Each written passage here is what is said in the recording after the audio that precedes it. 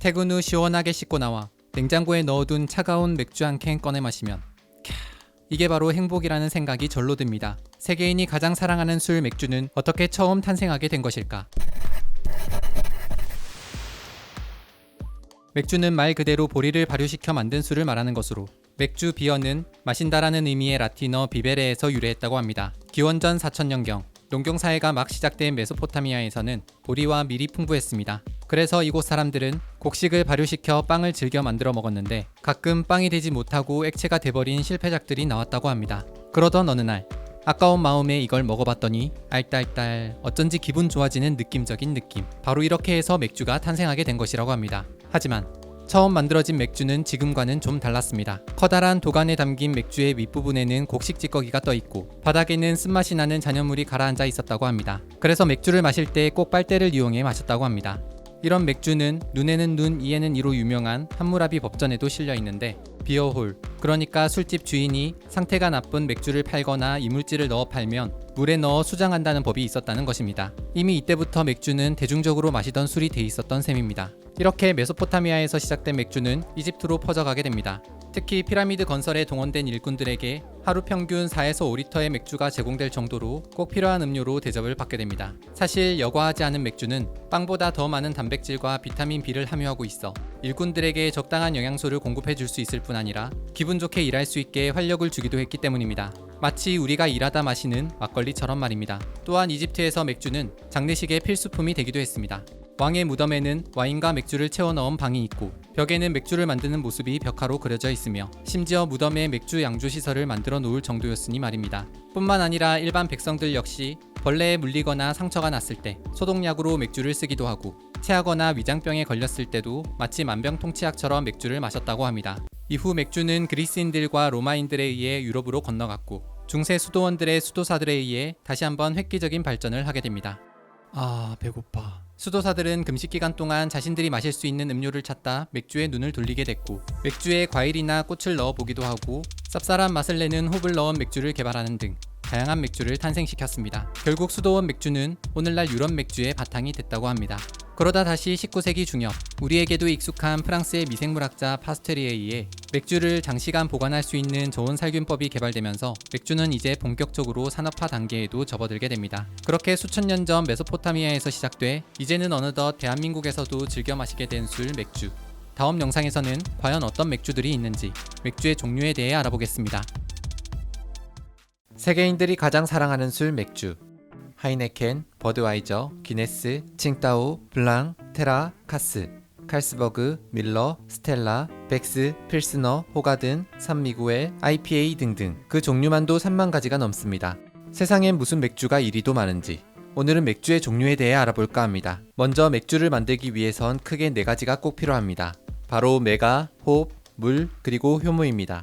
메가란 쉽게 말해 싹을 틔운 보리를 말하는 것으로 맥주의 맛과 색을 결정하는데 메가의 로스팅을 적게 하면 밝은 색의 황금색 맥주가 되는 것이고 많이 하면 색이 진한 어두운 색 맥주가 된다고 합니다. 두 번째 재료인 홉은 한마디로 맥주를 맥주답게 만들어주는 재료로 맥주의 쌉쌀한 맛을 낼 뿐 아니라 항균 작용을 해 맥주를 장시간 보관할 수 있게 만들어줍니다. 그리고 술맛의 베이스를 결정하는 물과 마지막으로 맥주를 발효시키는 효모가 필요합니다.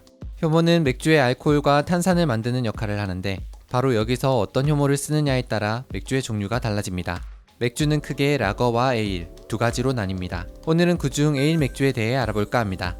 맥주 위로 뜨는 효모를 사용해 발효를 시키면 상면 발효 맥주인 에일이 되는데 보통 18도에서 25도의 고온에서 2주 정도 발효를 시키면 된다고 합니다.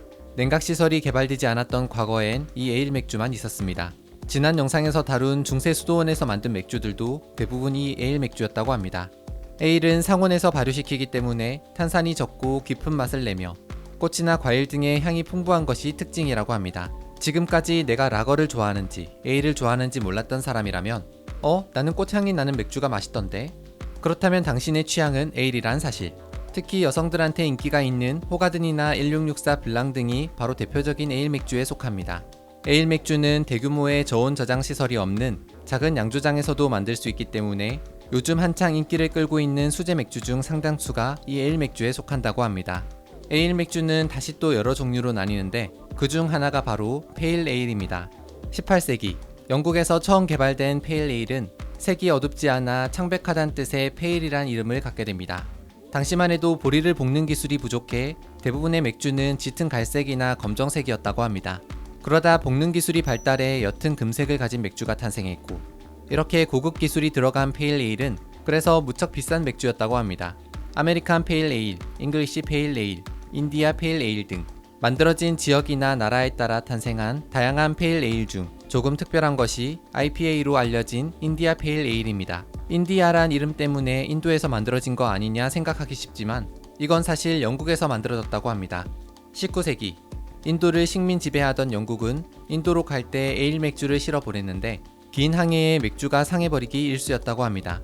그래서 맥주가 상하는 걸 막기 위해 알코올 도수를 높이고 방부 효과가 있는 홉을 대량으로 넣은 맥주를 만들게 됐으니 그게 바로 인디아 페일 에일 IPA입니다. 다른 맥주에 비해 도수가 높고 쓴맛이 강한 것이 특징이라고 합니다. 에일의 또 다른 대표 맥주로는 영국식 흑맥주를 뜻하는 스타우트가 있습니다. 세계적으로 유명한 맥주 기네스가 바로 여기 속하는데 1759년 북아일랜드 귀족 아서 기네스 백작은 수도 더블린에서 다 쓰러져가는 공장을 빌려 양조장을 짓게 됩니다. 이때 공장을 임대한 기간이 무려 9,000년. 그렇게 기네스의 역사가 시작됐다고 합니다. 수천 년 전부터 지금까지 세계인의 사랑을 받고 있는 에일 맥주. 다음 영상에서는 현재 전 세계에서 가장 많이 마시는 맥주인 라거에 대해 알아보겠습니다. 맥주를 크게 나누면 에일과 라거로 나뉜다고 말씀드렸습니다. 지난 영상에서 에일에 대해 알아봤으니 이번 영상에서는 라거에 대해 알아보겠습니다. 지난 영상에서 맥주를 발효시킬 때 꼭 필요한 사총사 중 하나가 바로 효모라고 말씀드렸습니다. 이 효모가 위에 떠서 발효가 되면 상면 발효 맥주인 에일이 되는 것이고, 아래에 가라앉아서 발효가 되면 하면 발효 맥주 라거가 되는 것입니다. 15세기 초 독일 바바리아 지역에서 처음 개발된 라거 맥주. 추운 동굴 안에 맥주를 저장한 다음 자연에서 얻은 얼음을 넣고 동굴 입구를 봉쇄하여 오랜 시간 맥주를 숙성시켰습니다. 저온에서 장시간 저장했기 때문에 자연 효모와 만나 많은 양의 탄산을 만들어냈으며 부유물이 밑으로 가라앉아 투명하고 깨끗한 밝은 빛의 색감을 갖게 됐다고 합니다. 라거란 독일어로 오래 저장한다는 뜻으로 지금 전 세계 맥주 시장의 70% 이상을 차지하고 있을 정도로 우리가 마시는 대부분의 맥주는 라거입니다. 라거 역시 에일처럼 한 가지 종류만 있는 것이 아니라 만드는 재료나 방법에 따라 그 종류가 무척 다양합니다. 대표적인 라거 중 하나가 바로 체코에서 개발된 최초의 밝고 투명한 노란색 맥주 필스너입니다.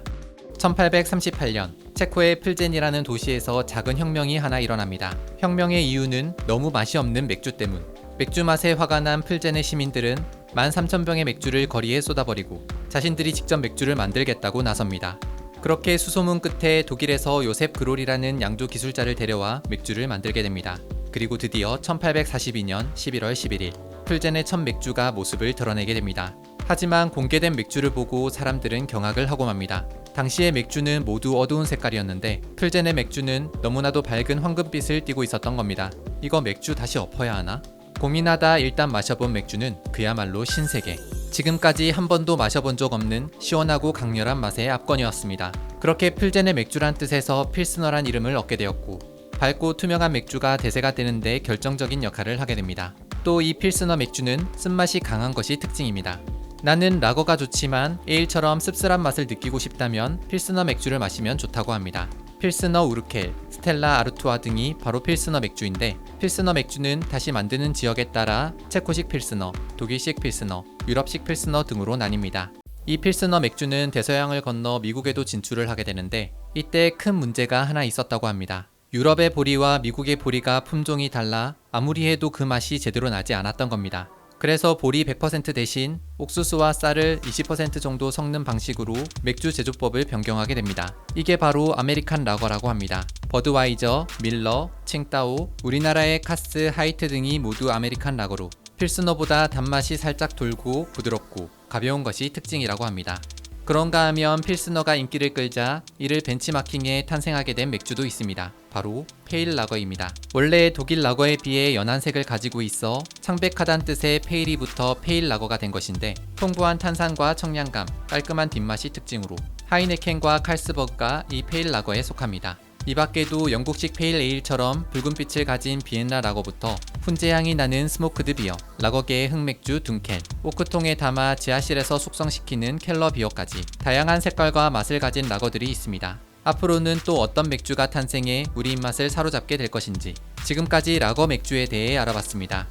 일 끝나고 동료들과 호프집에서 생맥주 한 잔, 주말 저녁 나 혼자 영화 보며 맥주 한 캔, 친구와 오랜만에 만나 병맥주 하나, 병맥, 캔맥, 생맥. 과연 당신은 무슨 파? 오늘 영상에서는 병맥, 캔맥, 생맥의 차이와 함께 맥주의 놀라운 효능에 대해 알아볼까 합니다. 어떤 재료를 가지고 어떻게 발효시키느냐에 따라 라거나 에일 등으로 나눠지는 맥주는 보관 용기에 따라 병맥주와 캔맥주, 생맥주로 나눠지기도 합니다. 그런데 병맥주, 캔맥주, 페트병 맥주는 알겠는데 생맥주와는 어떤 차이를 가지고 있는 것일까? 생맥주란 맥주를 만든 다음 살균 과정에서 열 처리를 하지 않은 양조한 그대로의 생맥주를 말하는 것입니다. 맛과 향이 풍부한 반면 효모가 살아있어 계속 발효를 시키기 때문에 오래 보관할 수 없는 단점이 있습니다. 그런데 사실 요즘 우리가 흔히 접하는 대부분의 생맥주는 일반 맥주와 큰 차이가 없다고 합니다. 요즘의 맥주들은 동일한 생산 공정을 거쳐 병에 담으면 병맥주, 캔에 담으면 캔맥주, 생맥주 통에 담으면 생맥주가 되는 식인데 아무래도 살균 과정을 거치지 않게 되면 유통기한도 짧은 데다 또 보관 과정에서 술이 변하거나 오염이 될 가능성이 높기 때문이라고 합니다. 다만 생맥주는 생맥주 통에서 맥주를 뽑아낼 때 액화탄산가스가 첨가되기 때문에 다른 맥주에 비해 톡 쏘는 맛이 더 강한 것이 특징이라고 합니다. 다 같은 맥주라고? 아닌데 병맥이랑 캔맥 맛 분명히 다른데? 라고 생각하시는 분 계실지 모릅니다.